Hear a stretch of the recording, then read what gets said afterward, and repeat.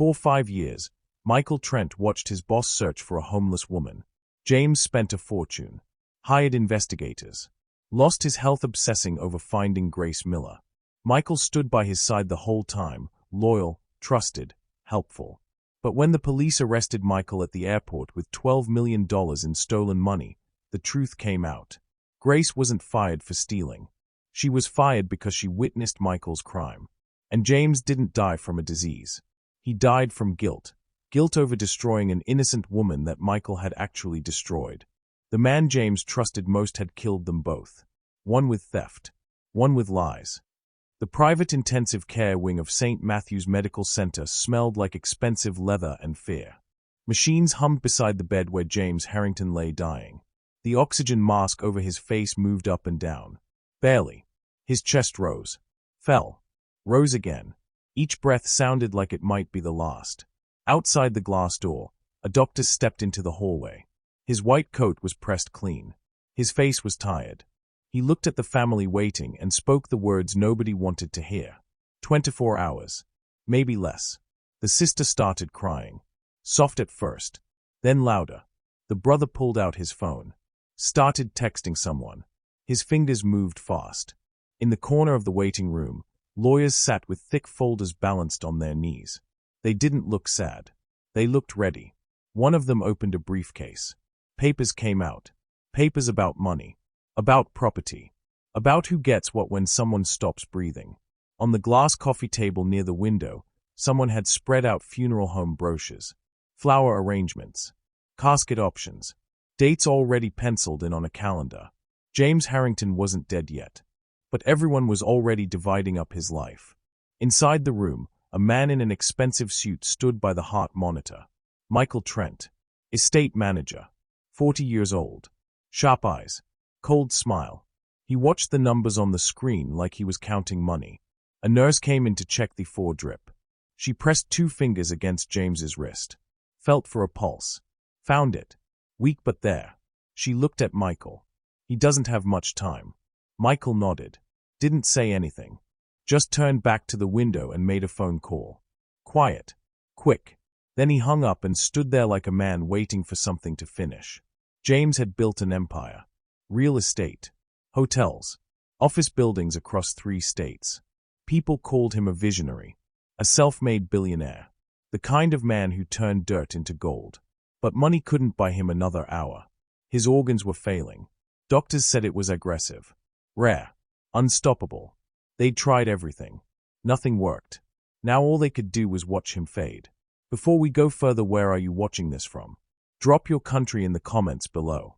If stories about kindness and justice touch something in you, if you believe one person's life can matter more than $1 million, hit that subscribe button. Because what happens next will prove that sometimes the most powerful people in the world are the ones nobody sees coming. Back in the waiting room, the sister wiped her face with a tissue. Has anyone called Father Gregory? The brother looked up from his phone. For what? Last rites. She nodded. I'll handle it, Michael said. His voice was calm. Steady. The voice of someone who handles things. But his hands were in his pockets. And his jaw was tight. Inside the room, James's eyes moved under closed lids. Like he was dreaming. Or trying to wake up. His fingers twitched against the white hospital sheets. The machines beeped. Steady. Slow. A priest arrived 20 minutes later. Black shirt. White collar. Carrying a small bag with holy oil inside. The family stood outside while he went in. Said prayers James couldn't hear. Made signs over his body that wouldn't change what was coming. When the priest left, the sister went back in. She sat beside the bed and took James's hand. It felt cold. She squeezed it anyway. James, she whispered. If you can hear me, I love you. His fingers moved. Just slightly. She leaned closer. His lips were moving. No sound came out. Just air. She pressed her ear near his mouth. One word. Barely a breath. Grace. The sister pulled back. Looked at her brother standing in the doorway. Who's Grace? Nobody answered. Michael Trent turned away from the window. His face didn't change. But something in his eyes went dark. He knew exactly who Grace was. And he'd made sure she would never come back. 5 years earlier. Grace Miller stood outside the small brick house on Oakwood Street at 6 in the morning. The air was cold. Her breath came out in clouds. She wore a thin jacket with a broken zipper and shoes held together with duct tape. This was her third job. The cleaning agency had sent her here with one page of instructions. Clean the house. Don't touch personal items. Don't ask questions. The owner never visits. Just do the work and leave. Grace didn't ask questions. She never did. She pulled a key from the envelope the agency gave her and opened the front door. The house smelled like dust and emptiness. Nobody lived here. But somebody owned it. And that somebody wanted it clean. She carried her own supplies. A bucket. Rags. A bottle of soap she'd refilled 3 times already. The agency provided cleaning products, but Grace couldn't afford to waste what they gave her on this job. She saved those supplies for the houses where people checked. Here, nobody checked. She worked in silence. Scrubbed the kitchen floor on her hands and knees. Wiped down counters that had no fingerprints. Dusted shelves that held nothing. When she finished the downstairs, she ate lunch on the back steps. A single sandwich wrapped in a plastic bag. She split it in half. Ate one piece. Saved the other. A stray dog appeared from behind the fence. Skinny. Ribs showing. It sat 3 feet away and stared at her. Grace looked at the second half of her sandwich. Then at the dog. She tossed it. The dog caught it and ran. At 5 in the evening, Grace was finishing the upstairs bathroom when she heard the front door open. She froze. Nobody was supposed to be here. Footsteps came up the stairs. Steady. Slow. A man appeared in the hallway. Tall. 50 years old. Expensive suit. Tired eyes. Grace stepped back. Hands wet from cleaning. She didn't look at him. Looked at the floor instead. I'm almost finished, sir. I'll leave. The man didn't move. You work for the cleaning company? Yes, sir. He studied her. Not the way men usually looked at women. Not like that. He looked at her hands. Her worn-out shoes. The jacket draped over the banister with the broken zipper. What's your name? Grace, sir. You walk here, Grace. She hesitated. Yes, sir. From where? The bus stop. That was a lie. She couldn't afford the bus. She walked 4 miles each way. But people didn't need to know that. The man kept looking at her. Like he was trying to figure something out. You have somewhere to go after this. The question caught her off guard. Yes, sir. Another lie. The man nodded. Didn't push. He walked past her and looked into the bathroom. Everything was clean. Spotless. You do good work. Thank you, sir. He left without another word. Grace finished cleaning. Packed her supplies. Before she left, she picked 3 wildflowers growing through the cracks in the sidewalk outside. She put them in a jar she found under the kitchen sink. Filled it with water. Set it on the counter. It made the house feel less empty. Over the next few weeks, the man came back. Not every day, but enough. Grace never knew when he'd show up. She just kept working. Kept her head down. Kept quiet. One afternoon, she arrived and found $20 on the kitchen counter. A note beside it. For your hard work. J.H. Grace stared at the money. It was more than the agency paid her for the whole week. She folded it carefully. Put it in the cloth pouch tied under her dress. That money would buy food. Maybe medicine. Maybe a week of safety. She added fresh flowers to the jar. And before she left, she did something she hadn't done in a long time. She prayed. Not for herself. For the man who left $20 for someone he didn't even know. Michael stayed in his car. Watched her turn into an alley. Disappear behind a building with boarded-up windows. He took photos with his phone. Wrote down the address. Drove back to his office. The next morning, James left town for business. A meeting in Chicago. 3 days minimum. Michael waited until the car was gone. Then he called the cleaning agency. We need to terminate Grace Miller. Immediately. The supervisor hesitated. On what grounds? Theft. What was taken? Cash. Small personal items. Mr. Harrington noticed things missing. Grace has never. Are you questioning me? Silence. No, sir. Then handle it. Today. Grace arrived at the Oakwood Street house the next afternoon like always. She carried her bucket, her rags, her half-empty bottle of soap. The supervisor was waiting outside with a security guard. Grace stopped walking. Is something wrong? You're being let go. Effective immediately. The words hit her like cold water. What? Why? There have been complaints. What complaints? I didn't do anything wrong. The security guard stepped forward, not touching her, just standing close. We need you to leave the property. Grace's hands started shaking. Please. I need this job. I didn't take anything. I swear. Michael's car pulled up. He got out, walked toward them like a man who owned the ground under his feet. Is there a problem? The supervisor looked relieved. Just handling the termination, Mr. Trent. Grace turned to him, eyes wide. Sir, I don't know what someone told you, but I didn't steal anything. I would never. Pack your things, Michael said. His voice was flat, cold. Leave your key. You're no longer allowed on any property managed by this company. But I didn't. Security, escort her out. The guard touched her elbow. Grace pulled away. Please. I have nowhere else to go. Michael looked at her. No emotion in his face. That's not my problem. Grace stood there for a long moment. Other workers from nearby houses had stopped to watch. Whispers started. Fingers pointed. She walked to the back steps where she'd left her jacket, picked it up, held it against her chest like armor. The security guard followed her to the sidewalk. She didn't cry. Not in front of them. She walked away. 1 block. 2 blocks. 3. Then she sat down on the curb, pulled out her phone. The screen was cracked. No missed calls. Nobody to call anyway. She counted the money in her cloth pouch. $17. Her hand moved to her stomach. The small curve there that nobody had noticed yet. She was 3 months pregnant, and now she had nothing. A week later, James came back from Chicago. He went straight to the Oakwood Street house. Something felt wrong the moment he walked in. The flowers on the counter were dead, dried up in the jar. He called the supervisor. Where's Grace? She was terminated, sir. James froze. By who? Mr. Trent. There were theft allegations. What theft? What proof? Silence. Sir, Mr. Trent filed the report. Everything's documented. I want to speak to her. Now. We don't have a working number for her, and the address on file. What about it? It's not real, sir. Just an empty lot. James hung up, stood in the empty kitchen, saw a piece of paper tucked under the dead flowers. He pulled it out. Handwriting. Small. Careful. Thank you for the second chance. I prayed for you every night. GM. James read it twice, then a third time. Then he called Michael. Why was Grace Miller fired? Michael's voice came through calm.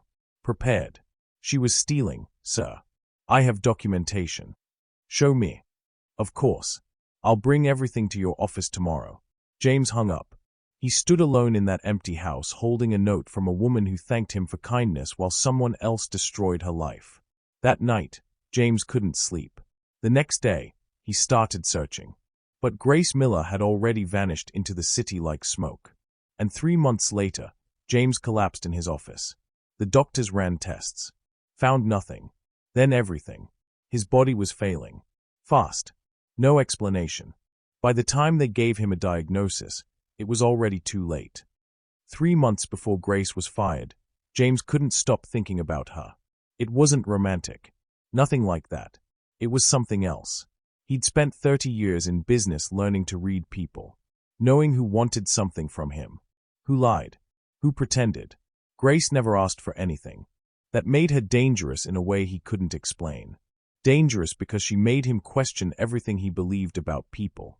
One Thursday afternoon, James left work early, drove to the Oakwood Street house, parked down the block and waited. Grace came out at 6, locked the door, started walking. James followed. He felt ridiculous doing it. A billionaire tailing a cleaning woman on foot. But he needed to know. She walked past the bus stop without stopping. James frowned. The bus could take her halfway across town. Why skip it? She kept walking, block after block, into neighborhoods where his company owned buildings, but he'd never actually walked the streets. She stopped at a place called Hope House, a shelter with peeling paint and a sign that said all welcome. Grace went inside. James waited across the street. She came out 20 minutes later, empty-handed. A volunteer stood in the doorway. James crossed over. "Excuse me. The woman who just left. Does she stay here?" The volunteer looked at him, sized him up. Expensive suit, clean shoes. Didn't belong here. "Grace?" "No. She brings donations." "Donations?" "Whatever she can.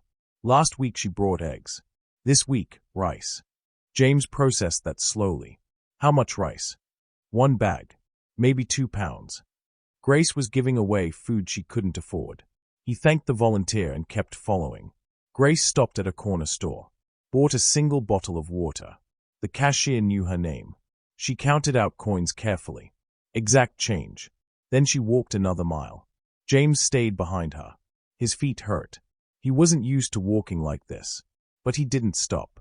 Grace turned down an alley, slipped through a gap in the boards covering the side of an abandoned building. James waited, heard voices inside. Multiple people. He moved closer, found a crack in the boards, looked through. What he saw stopped him cold. Inside was a makeshift shelter, battery-powered lanterns, blankets on the floor, 3 women, an elderly man with hands that shook, a teenage boy asleep in the corner. Grace was unpacking a plastic bag, bread rolls, a jar of peanut butter, some fruit. She divided everything into equal portions. One of the women spoke. "Grace, you eat first." Grace shook her head. "I already ate." James could tell she was lying. She moved like someone running on empty. Thin, tired, but she handed out the food anyway. Then she opened the water bottle, poured it into cups, passed them around, took the last sip for herself. After everyone ate, Grace knelt in the corner, folded her hands, prayed quietly. James couldn't hear the words, but he saw her hand rest on her stomach. That's when he realized. She was pregnant. Grace was pregnant, homeless, working 3 jobs, and still giving away the little she had. James backed away from the building, walked back to his car, sat behind the wheel with his hands shaking. For the first time in 5 years, since his wife died, he cried. Not because he felt sorry for Grace, but because she proved him wrong. He believed people were selfish, that poverty made you desperate, that desperation made you cruel. Grace had every reason to steal, every excuse to lie, every right to take, but she gave instead. The next morning, James called his accountant. "I need to set up a fund, anonymous, for someone who won't ask for help." "How much?" James paused. "Enough to change a life." But before the paperwork was done, Chicago called. Emergency meeting. He had to leave immediately. James told himself he'd handle it when he got back. He told Michael to keep things running smoothly. He didn't know Michael had been listening. Didn't know Michael had already made his choice. By the time James returned, Grace was gone, and the search that would destroy his health had already begun. Grace returned to the abandoned building that night carrying nothing but shame. The others looked up when she walked in, hope in their eyes. She always brought something. Food, water, a kind word. Tonight she brought nothing. The blind woman spoke first. "Grace, you're early." Grace's throat closed up. She tried to speak. Couldn't. Just shook her head. The teenage boy sat up from his cardboard bed. "What happened?" "I lost my job." The words fell like stones. Silence filled the room. Heavy. Thick. The elderly man with shaking hands moved closer. "We'll figure it out. We always do." But Grace touched her stomach. The small curve nobody had noticed yet. Fear covered her face like a mask. She had $17 left. And a baby coming in 6 months. James came back from Chicago 7 days later. The first thing he did was drive to the Oakwood Street house. Something felt wrong the moment he opened the door. The air smelled stale. Dead flowers sat in the jar on the counter. He called the agency immediately. "Where's Grace Miller?" "She was terminated, sir." His hand tightened on the phone. "By who?" "Mr. Trent. There were theft allegations." "What theft?" "Show me proof." The supervisor's voice went quiet. "Mr. Trent has all the documentation, sir." "I want to speak to Grace. Now." "We can't reach her. Her phone's disconnected. And the address she gave us." "What about it?" "It's a vacant lot, sir. Nothing there." James hung up. Stood in the empty kitchen. Saw something under the dried flowers. A note. Small handwriting. Thank you for the second chance. I prayed for you every night. GM. He read it 3 times. Then he called Michael. Why was Grace Miller fired? Michael's voice came back smooth. Ready. She was stealing, sir. I have the reports. I want to see them. Of course. I'll bring everything tomorrow. James ended the call. Looked at the note again. This woman had prayed for him. And someone had destroyed her while he was gone. That night, James hired a private investigator. Find Grace Miller. I don't care what it costs. The investigator searched for 2 months. Checked every shelter in the city. Every hospital. Every social service agency. Nothing. Grace had disappeared like she'd never existed. James went back to the abandoned building himself. Found it padlocked. Police tape across the door. A city notice said the building had been condemned. Occupants evicted. He asked neighbors. Nobody knew anything. Homeless people came and went. Nobody kept track. Michael watched all of this from a distance. He came to James's office one afternoon. Found him staring at the note. Again. Still looking for the cleaning girl. James didn't look up. Her name was Grace. Sir, she stole from you. You're better off. James slammed his hand on the desk. She didn't steal anything. You had no proof. Michael stayed calm. Too calm. I had enough. And I protected your interests. Get out. Michael left. But he wasn't worried. James was falling apart. 3 months after Grace disappeared, James stood in a boardroom presenting to investors. Mid-sentence, the room started spinning. He grabbed the table. Vision went blurry. His assistant stood up. Mr. Harrington. I'm fine. But he wasn't fine. His hands were shaking. Cold sweat covered his face. He excused himself. Made it to the private bathroom. Collapsed against the sink. Called his doctor. Something's wrong. The doctor ran basic tests. Found nothing unusual. Stress, probably. You've been working too hard. James refused more testing. Too busy. Too stubborn. He threw away the anxiety medication they prescribed. Kept searching for Grace instead. 6 months passed. James lost weight. His face turned pale. Business meetings ended early because he couldn't stay awake. The board noticed. But Michael handled everything so smoothly they didn't ask questions. James kept going back to that empty lot where the building used to be. One afternoon, workers were clearing the last of the rubble. James walked through the debris, looking for something. Anything. He found it.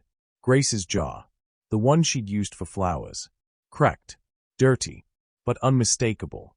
He picked it up. Held it like it was made of gold. The people who lived here, he asked a worker. Where did they go? The man didn't even look up. Streets, probably. Who knows? James drove home holding that broken jar. Sat in his study staring at it. He'd spent a fortune searching for one woman. Hired investigators. Checked every lead. Money couldn't buy what he'd lost. The chance to say he was sorry. The chance to tell her she was right about everything. The chance to tell her she'd changed him. That night, James felt something tear in his chest. Sharp. Sudden. Wrong. He reached for his phone. Collapsed before he could dial. Michael found him 3 hours later. 3 hours. The ambulance came. Rushed him to St. Matthew's. The diagnosis took 2 days. Multi-organ failure. Aggressive. Terminal. Cause unknown. The doctors used words like rare and unprecedented. What they didn't say was simple. James Harrington was dying. And nobody knew why. 24 hours left. The family gathered in the ICU waiting room like mourners at a funeral that hadn't happened yet. Rebecca, James's sister, sat with her face in her hands. Praying. Crying. Praying again. David, his brother, stood by the window on his phone. Texting lawyers. Asking questions about the will. Michael Trent stood apart from everyone. Watching the monitors through the glass. Waiting. The doctor came out and spoke the truth they already knew. We've done everything possible. It's just a matter of hours now. Rebecca stood up. Can we see him? Of course. She went in alone first. Sat beside the bed. Took James's cold hand in hers. James, if you can hear me, I love you. I'm here. His fingers moved. Just barely. Rebecca leaned closer. Doctor. He moved. The doctor came in, checked the monitors, felt for a pulse. It's reflexive. I'm sorry. But James's lips were moving. No sound. Just air. Rebecca put her ear close to his mouth. One word. Whispered. Grace. She pulled back. Looked at David in the doorway. He said Grace. Who's Grace? David looked at Michael. Michael's face stayed blank. I don't know. But his jaw was tight. His hands were in his pockets. He knew exactly who Grace was. An hour later, Michael stepped into an empty hallway. Made a phone call. Voice low. It's almost done. Move the money tonight. A voice on the other end asked something. All of it. Before morning. He hung up. Walked back to the waiting room like nothing had happened. James's personal accountant arrived with a briefcase. Serious. Concerned. I need Mr. Harrington's signature on some time-sensitive documents. Michael stepped forward. He's unconscious. It'll have to wait. These are estate matters. They can't wait. Michael's voice went hard. I said it will wait. The accountant left. But he didn't look convinced. 20 minutes later, James's lawyer arrived. Elena Rodriguez. Sharp suit. Sharper eyes. She went straight to Michael. I need to review the estate management logs. Now. He's dying. Which is exactly why. Standard procedure. Michael hesitated. Just a second. But Elena caught it. Everything's in my office. I can have them sent over. I'd prefer to review them now. The air between them went cold. I'll arrange it. Michael walked away. Elena watched him go. Something wasn't right. Rebecca was going through James's personal items from the hospital drawer. Wallet. Watch. Keys. A small notebook. She opened it. Business notes mostly. Addresses. Phone numbers. Then she saw an entry near the back. Grace Miller. Must find her. Must apologize. Must make this right. The date was 2 months before James collapsed. Rebecca showed David. James was searching for someone named Grace Miller. Who is she? I don't know. But it mattered to him.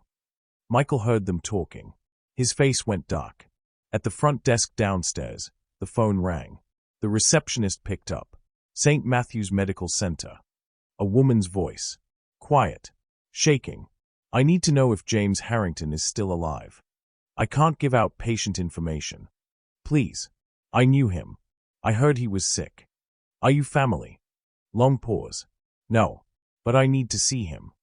Only immediate family is allowed in intensive care. The line went dead. The receptionist made a note. Mentioned it to the ICU nurse during shift change. Someone called asking about Mr. Harrington. Sounded desperate. The nurse wrote it down.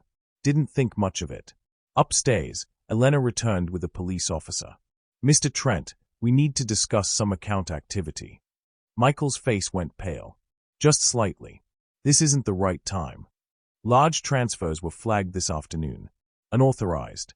I manage those accounts. Everything's authorized. By who? Mr. Harrington can't sign anything. The officer stepped closer. Sir, we need you to come with us. Before anyone could move, an alarm went off. James's room. The nurse ran in. Others followed. The heart monitor showed a flat line. His coding. The crash cart came rushing down the hall. Rebecca screamed. David grabbed the doorframe. Michael stood frozen. The doctor shouted orders. Clear. Shock delivered. Body jumped. Flat line. Again. Another shock. Nothing. The doctor looked at the clock. Time of death. The ICU doors burst open. Security was already moving. A woman came through. Soaked from rain. No shoes. Pregnant. Holding a small plastic bottle. You can't. She pushed past them. Eyes locked on James's room. Stop her. But she reached the doorway just as the doctor started to speak. Time of death, 11:47. The woman's voice cut through everything. Wait. Everyone froze. She stepped into the light. Face wet with tears. Exhausted. Desperate. She held up the bottle. I'm Grace Miller. And I can save him. Rebecca's eyes went wide. Michael's face drained of all color. The doctor stared. He's gone. Please. Let me try. The monitor beeped. Once. Everyone's head snapped toward it. Another beep. The doctor moved closer. That's impossible. The heart was beating again. Grace stepped forward, bottle trembling in her hands. And for the first time in her life, Grace Miller wasn't invisible anymore. Security guards grabbed Grace by both arms. You need to leave. Now. Grace didn't move. Her eyes stayed locked on James's body on the bed. He's not gone. I can still hear him breathing. The doctor looked at the monitor. The heartbeat was there. Weak. Irregular. But there. It shouldn't exist. Even if his heart restarted, he can't. Let her try. Everyone turned. Elena stood in the doorway. Michael stepped forward. This is crazy. She's nobody. Rebecca moved closer to Grace. Studied her face. You're Grace, the one James was searching for. Grace nodded, tears running down her face. Yes. Rebecca looked at the guards. Let her go. They released her arms. Grace walked to the bed. Her hands shook as she unscrewed the cap on the plastic bottle. 5 years ago, Mr. Harrington gave me a job when I had nothing. Michael interrupted. You were fired for stealing. Grace turned to face him. Her voice stayed steady. You know that's a lie. Michael's mouth opened. Closed. Nothing came out. Grace looked back at James. When I lost that job, I lost everything. I was homeless. Pregnant. Alone. Rebecca's hand flew to her mouth. But I never forgot his kindness, Grace continued. Even after everything. The doctor moved closer. I don't understand what you think this water. Please. Just listen. The room went quiet. Grace held up the bottle. This water came from a well behind a shelter where I stayed. An old woman gave it to me when I was dying. She paused. The memory was painful. I had an infection after giving birth. No hospital would take me. No money. No insurance. Nothing. Rebecca made a sound. Half sob. Half prayer. That woman told me the water had healing in it. From an old missionary well. I didn't believe her. But I was desperate. Grace's voice broke. I drank it. And I lived. She looked at the doctor. I know it sounds impossible. But I'm standing here. And I shouldn't be. The doctor said nothing. What could he say? Grace turned back to James. Gently lifted his head. He can't swallow. His reflexes aren't. Grace ignored him. Tilted the bottle toward James's lips. Mr. Harrington. It's Grace. I'm here. She paused. And I forgive you. Water touched his lips. Nothing happened. Michael exhaled. Relieved. Then James's throat moved. The doctor froze. That's not possible. James swallowed again. The monitor beeped stronger. Faster. His vitals are improving. The doctor rushed forward. I need labs. Now. James's eyes opened slowly. Unfocused at first. Then they found Grace's face. Recognition filled them like light. He tried to speak. Couldn't. Grace took his hand. Don't talk. You're safe now. James squeezed her hand. A tear rolled down his cheek. The doctor was already on the phone ordering tests. Elena stepped beside Michael. Looks like you won't be inheriting anything today. Michael backed toward the door. Rebecca knelt beside Grace. Where's your baby? Grace's face fell. The strength left her body. I lost him. 2 weeks after he was born. I had no money for a hospital. No. Her voice collapsed. Rebecca pulled her into an embrace. Grace wept. Deep, broken sobs. I named him James, she whispered. After the man who showed me people could still be kind. Rebecca cried with her. Even David looked away. Michael slipped out of the room. Nobody noticed. James's hand tightened on Grace's. His mouth moved. Barely audible. I searched. Grace leaned closer. I know. I know. So, sorry. You have nothing to be sorry for. James's eyes moved, looking around the room, searching for someone. His face changed when he realized Michael was gone. He tried to sit up, agitated. Mr. Harrington, you need to rest. James grabbed Elena's arm, surprisingly strong. Michael, he couldn't finish, but his eyes said everything. Check the accounts. Elena nodded. We already are. James closed his eyes, relief mixed with exhaustion. Grace stayed beside him, holding his hand.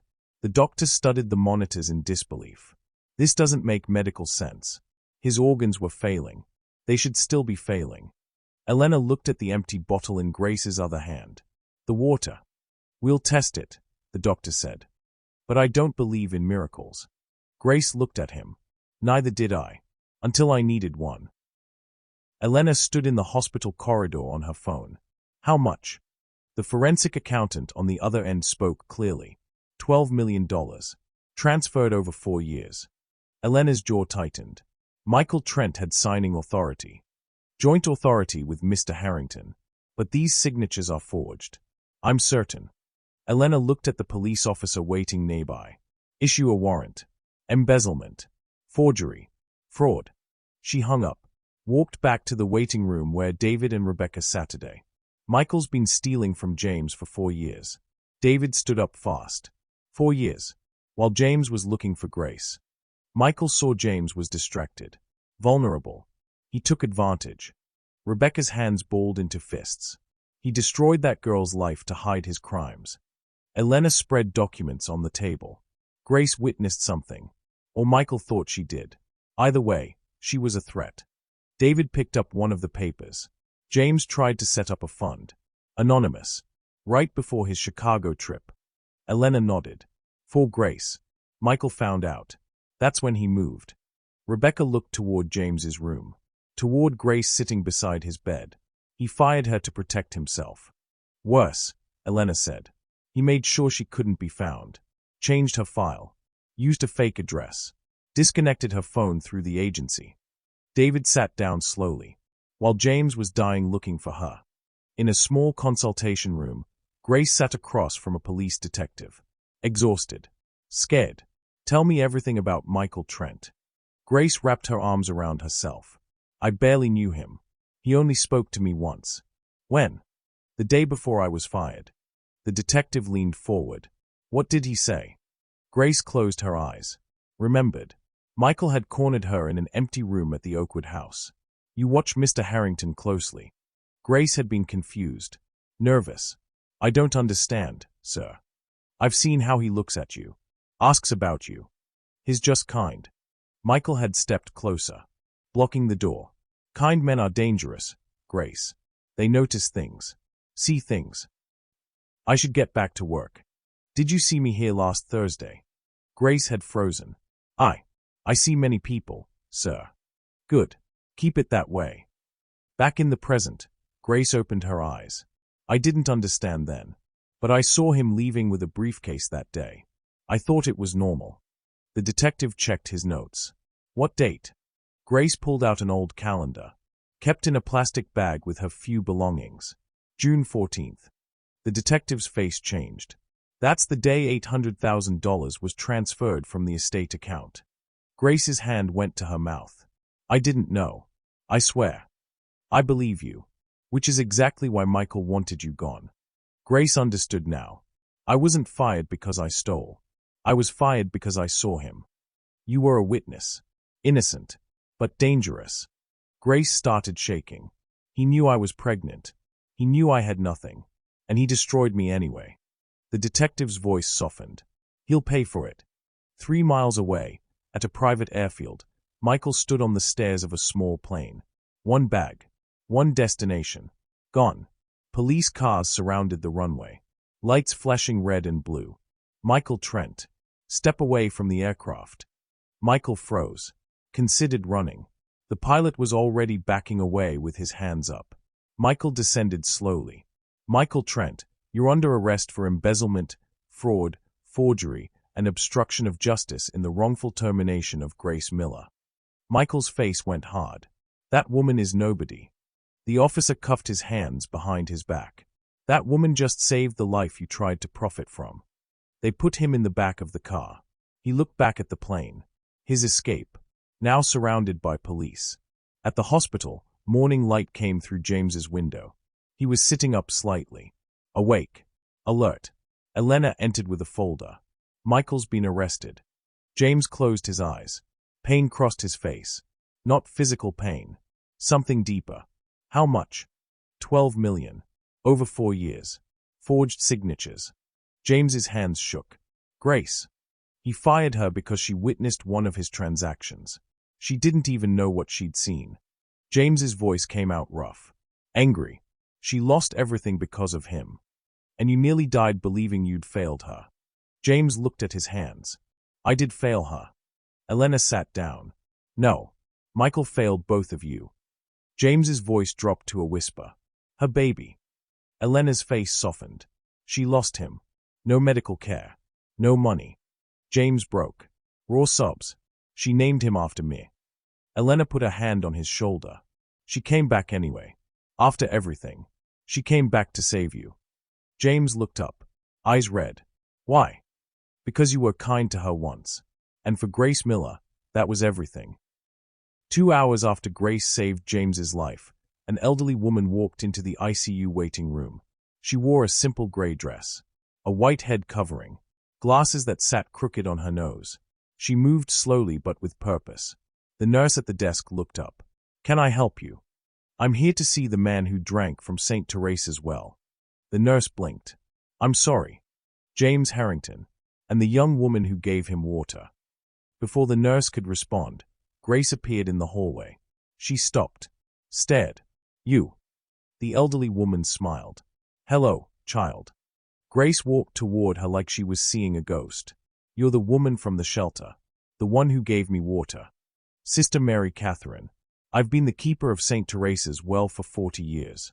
Rebecca came out of James's room, saw them talking. What's happening? Grace turned. This is the woman who saved my life.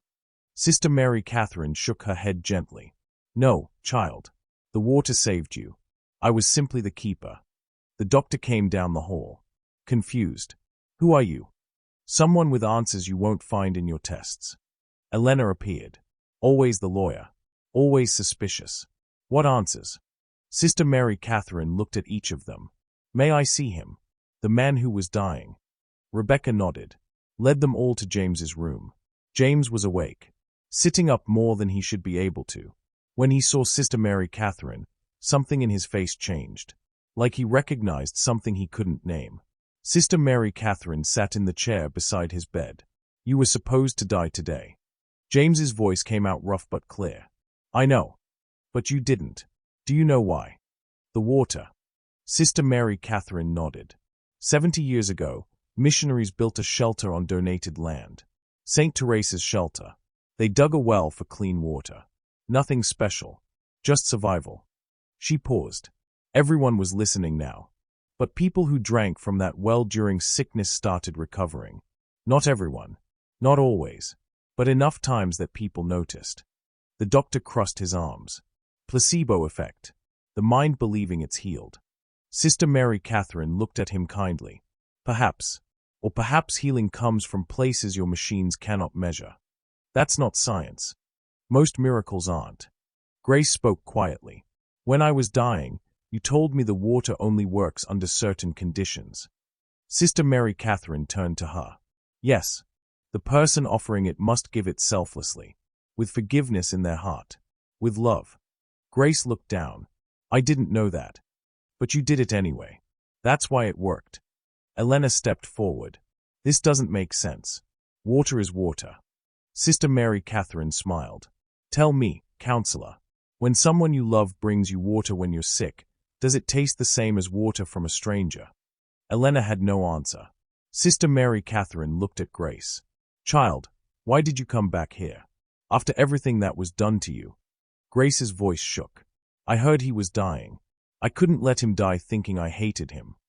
Even though his manager destroyed your life. That wasn't his fault. You lost your child because you had no money for a doctor.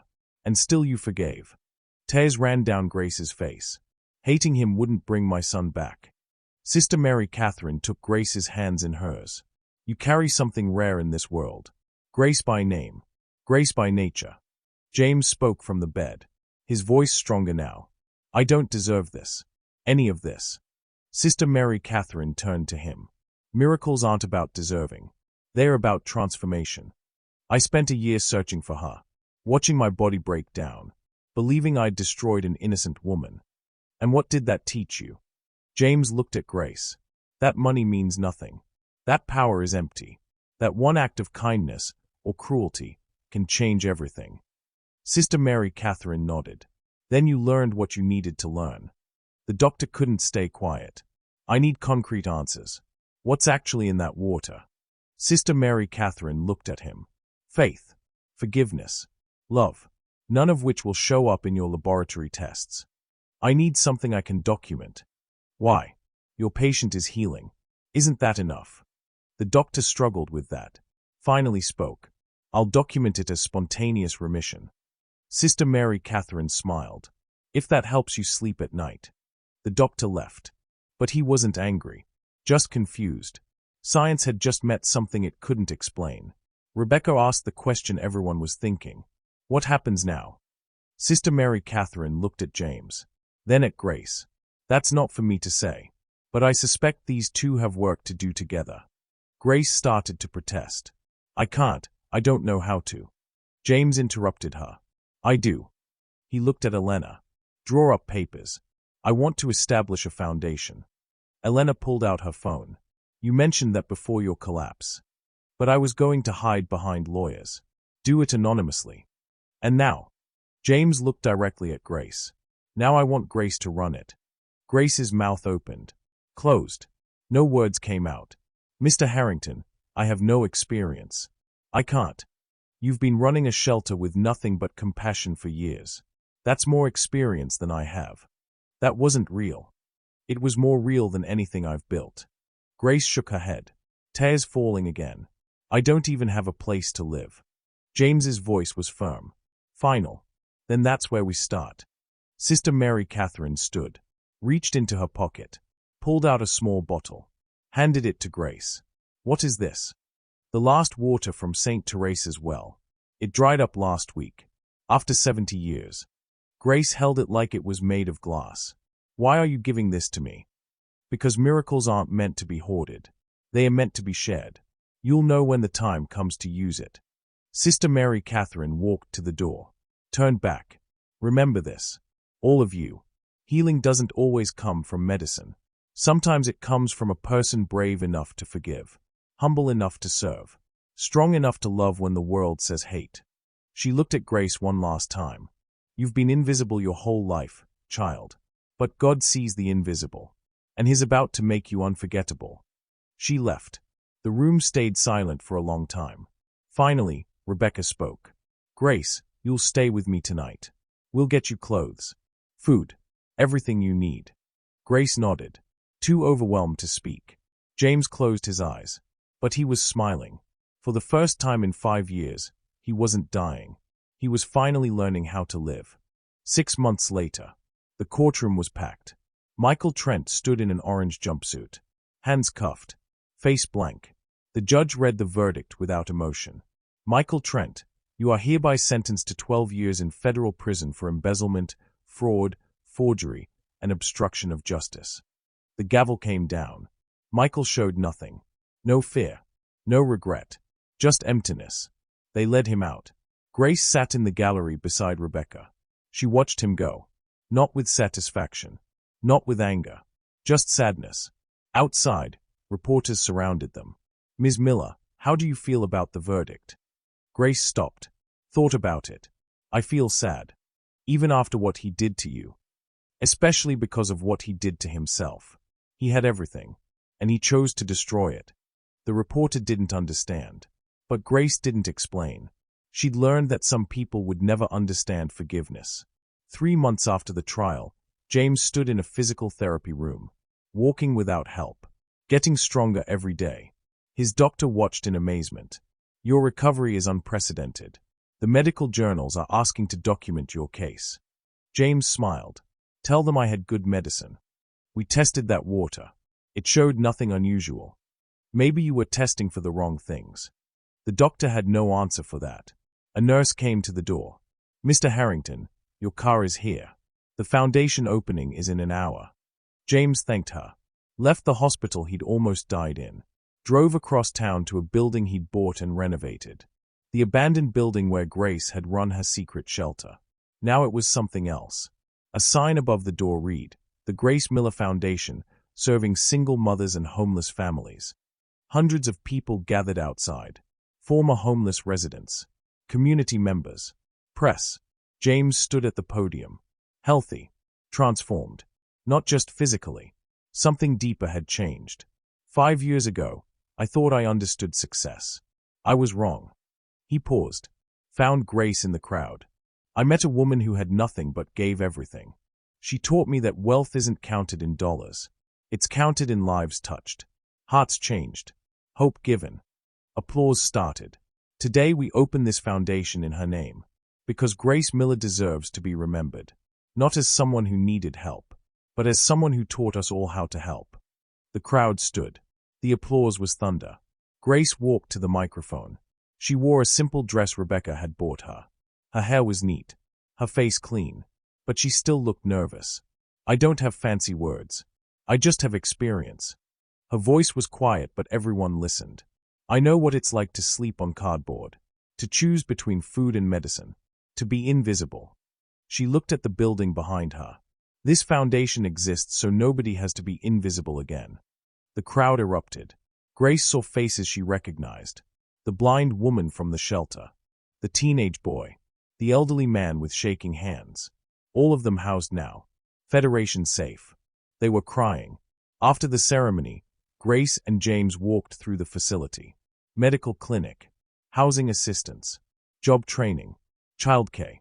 Grace stopped at a wall. A memorial plaque. In memory of James Miller, born and died in love. She touched her son's name. I wish he could have seen this. James stood beside her. He did. Through you. That evening, Rebecca came to Grace's new apartment. Foundation provided. Small but safe. I brought something. She handed Grace an envelope. Grace opened it. Read. Her hands started shaking. These are adoption papers. Rebecca nodded. There's a newborn at the hospital. His mother died in childbirth. No family. No one to take him. Grace looked up. Tears already falling. Why are you showing me this? Because you're approved. James made sure of it months ago. He did what? He said every child deserves what you tried to give yours. Love without limits. Grace couldn't speak. Rebecca smiled. His name is Samuel, and is waiting for you. 2 days later, Grace stood in the hospital nursery, holding a baby wrapped in blue. So small. So perfect. James stood beside her. I'm scared, Grace whispered. You should be. Being a parent is terrifying. What if I fail him?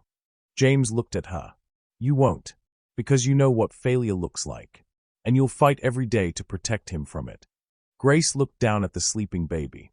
Hello, Samuel. I'm your mother. 1 year later, the foundation celebrated its first anniversary.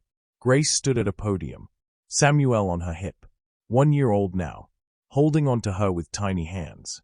In 12 months, we've housed 4 to 7 families, provided medical care to 200 children, helped 8 to 9 women find jobs. She looked at James in the audience. None of this would exist without one man's willingness to change. James sat beside Rebecca. She leaned over. You look proud. I am. Of her. Not myself. You should be proud of both. James shook his head. I had to almost die before I learned how to live. 2 years after the foundation opened, Grace received a letter. Official government seal. She opened it. Read it. Her face went pale. She ran to James's office. Did you do this? Do what? She handed him the letter. James read it. Looked up. Shocked. Presidential Medal of Freedom nomination. For humanitarian service. You nominated me. I did. But I didn't think they'd actually. They approved it. James stood. Took her hands. You deserve this. I was just trying to survive. And you taught a dying man how to do the same. 3 months later, Grace stood in the White House. Samuel, now 3 years old, sitting beside James and Rebecca in the audience. The president placed the medal around her neck. Grace Miller reminds us that true wealth isn't measured in dollars. It's measured in lives changed. Hearts opened. Hope restored. The room stood. Applause filled every corner. Outside, dozens of families who'd stayed at the foundation watched on screens. Cheering. Crying. Somewhere in a church, Sister Mary Catherine knelt at an altar. Praying. Smiling. An empty bottle of well water sat beside her. In a prison cell, Michael watched the ceremony on a small television. His face was unreadable, but his hands were clenched. The camera focused on Grace. holding the medal, looking directly forward. She wasn't invisible anymore. She never would be again. Because sometimes the greatest miracle isn't healing the body. It's healing the belief that one person's kindness, one act of forgiveness, one bottle of water given with love, can change absolutely everything. And Grace Miller proved it. Not by being perfect, but by being present. Not by having everything, but by giving everything she had. She went from homeless to honored, from invisible to unforgettable, from nothing to everything that mattered. And somewhere in heaven, a baby named James smiled, because his mother had finally found her way home. So tell me something. If you were Grace, standing in that hospital with nothing but a bottle of water and a broken heart, would you have saved him? Or would you have let him die? Drop your honest answer in the comments. No judgment here. And if this story touched something in you, if it made you think about the people you've written off, the kindness you've ignored, or the second chances you never gave, then hit that like button. Share this with someone who needs to remember that one act of forgiveness can change everything. Subscribe and turn on notifications, because next week, we're bringing you another story that'll shake you to your core. Thanks for watching. And remember, the invisible people around you might be the ones carrying miracles. Stay blessed.